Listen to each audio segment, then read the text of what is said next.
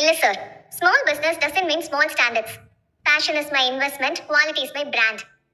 ஒரு தடவை இதை சாப்பிட்டு பாருங்க. உங்களுக்கு பிடிக்கலனா I'll never step near this gate again. என்ன சார், சாப்பிட்டு பாக்குறீங்களா?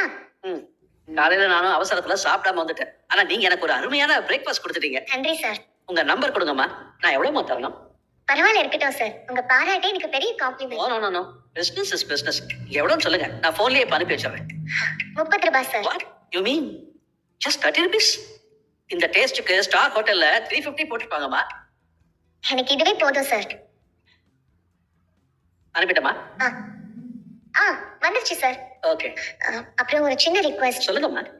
இன்னொரு தடவை இந்த மாதிரி கம்பெனி கேட் வாசல்ல வச்சு யாரையும் கத்தாதீங்க. You just gave me a management lesson with breakfast. Thank you, Kanmani. Welcome sir. Okay. நான் கார்லயே எல்லாத்தையும் செக் பண்ணி பார்த்துட்டேன். இதுல டிஸ்கஸ் பண்றதுக்கு பெருசா எதுவும் இல்லை. Let's get straight to the point. Mr. Anbu, your catering proposal looks good. Thank you, sir. Quality seems promising.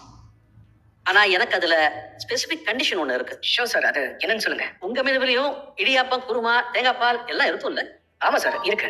அது மட்டும் எனக்கு வேண்டாம். ஏன் சார், சைட் டிஷ்க்கு வேணா குருமாவுக்கு பதிலா வடகரி மாத்திடலாமா? அதேதான், ஆனா அதை நீங்க செய்ய வேண்டாம். Sorry sir, I tent get you. இன்னைக்கு எங்க ஆபீஸ் வாசல்ல ஒரு பொண்ணை மீட் பண்ணேன். அவங்கள நான் ரொம்ப சாதாரணமா நினைச்சிட்டேன். ஆனா அவங்க என்ன பயங்கரமா இம்ப்ரெஸ் பண்ணிட்டாங்க. அவங்க கொண்டு வந்த இடியாப்பத்தையும் வடகரையையும் டேஸ்ட் பண்ணி எனக்கு கொடுத்தாங்க. Honestly, I didn't expect that. Very good quality. It was excellent.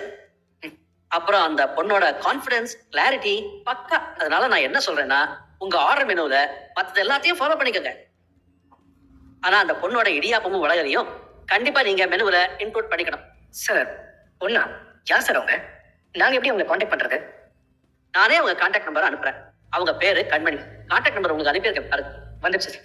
Excuse me sir. சொல்லுங்க மேடம். சார், எல்லா ஐட்டமும் இங்கேயே ஆர்டர் பண்ணிட்டு ஒண்ணு மட்டும் வெளியில இருந்து சப்ளை பண்ணா அது நல்லா வருமானு தெரியல சார். ஆமா சார், அதுல நிறைய பிரச்சனை வரும். டோன்ட் வரி சார், நிச்சயமா இதை விட பெஸ்டா நாங்களே பண்ணி தரோம் சார். நோ. இதை விட பெஸ்டா வேற யாரும் பண்ண முடியாது. எனக்கு அந்த கண்மணி பண்ற அந்த இடியாப்பமும் வடகரையும் தான் வேணும்.